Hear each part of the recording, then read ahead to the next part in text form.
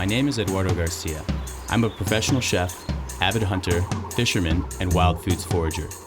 A few years ago, I nearly lost my life doing what I love. Since then, I've doubled down on my mission to make food an integral part of every adventure.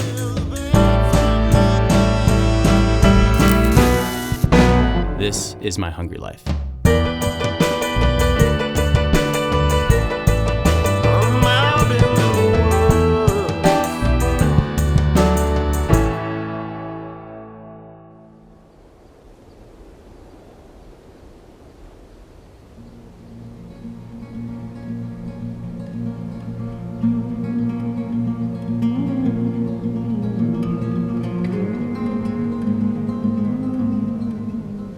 Wake up to this.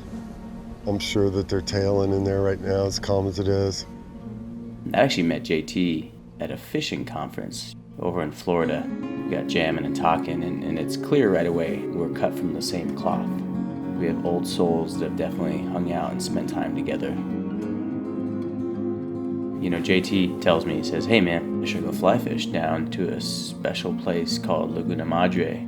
Wake up early and we're gonna fish for tailing redfish, and at night we're fishing for black drum and the speckled sea trout, and JT loves to attack you with a fly, and that's right up my alley." It's just in a place where it feels like it could have been 1,000 years ago. You know, it's just that beautiful and that vast, and it's an effort getting there. Kind of conditions have to line up. I'm thinking, I'm in, let's do this. But as we're cruising, it wasn't just offered to you. The fish weren't sitting there like goldfish in a bowl. You would see a fish totally calm, totally unaware of our existence, and I would get ready to make my cast, and my floating line would tap the varnished hull of the boat. It knew something was off. It just started tailing away. Guiding, it's sort of a fallout career in a really good way. Most folks try to assimilate into society, but if you're going to be beating your head against the wall, then it makes a lot of sense to fall out into something that's at least going to be meaningful to you along the way.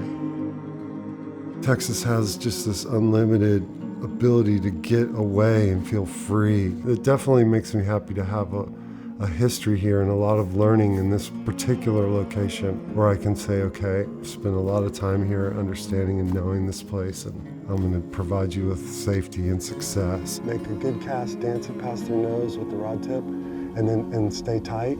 Then you can poke them and just let go, let them run. To the left of that tail. Nice. Strip, lift the rod, lift it. He got him. Nice, let it go. He's on, baby.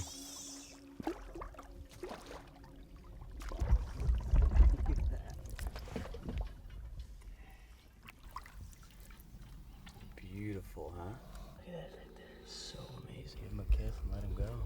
I think he's ready to go. See ya.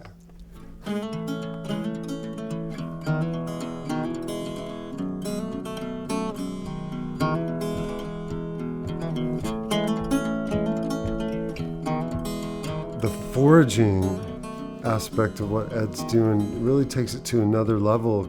There's a discipline there in not bringing down some greens that got shipped here from the valley or from California, where you bring them in a plastic bag and that's your side. Like to finish fishing and be tired, but take a hike in an extremely hostile environment with rattlesnakes and who knows what else that could bite, burn, or sting you, you know? I'm stomping over that stuff all the time. Maybe I'll try to stop and fill my apron with it next time.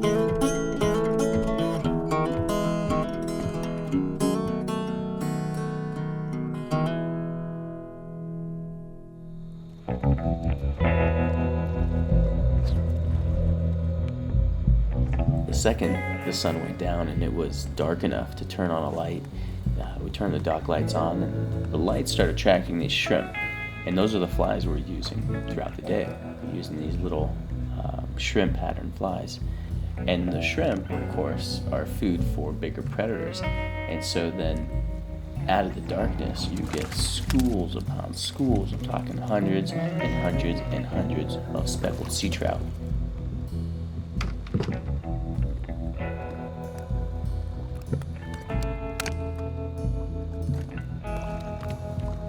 Look at these pile of trout, man.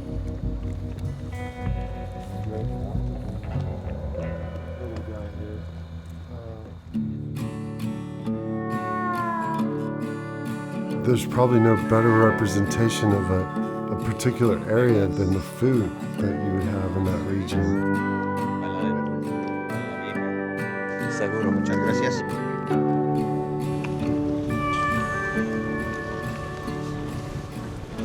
Oh, look at that donkey.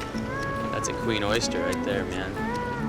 You know, Antonio, the fisherman, he said that sometimes they find pearls with these guys. I know a guy that gave his girlfriend one.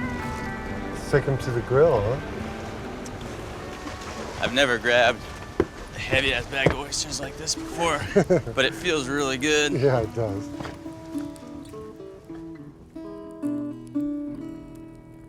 So you think boiling these suckers, I steam them in beer. steam them, and then we'll pull some of the meat out and maybe throw them in empanada? Yeah, JT, when you do heat, how high do you usually go? all the way. And we had a whole sea trout laid out on the coals, just grilling whole. Let's squeeze half in here and grill the other half on top of that fish, right?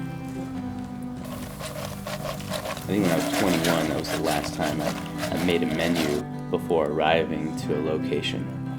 You know, because you can pre-think about what you would like to eat, but the bottom line is that the best meal you're gonna have is what's on offer.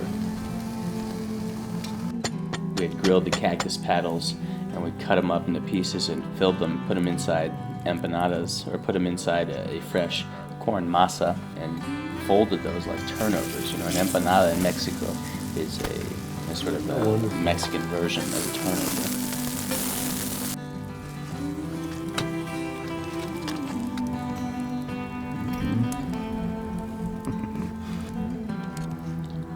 It's way hot.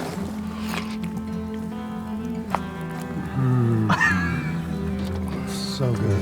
It's just this side is intolerable. You know, one of the really choice bites that we had that night was we took really beautifully thin sliced fillets of the speckled sea trout, and we laid those inside a lemon leaf.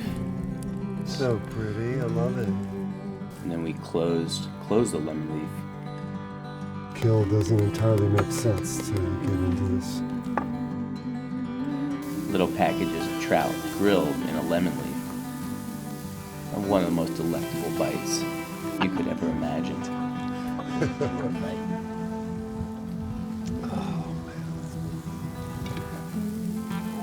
One of the absolutely priceless parts of a meal is the ability it has to bring people together.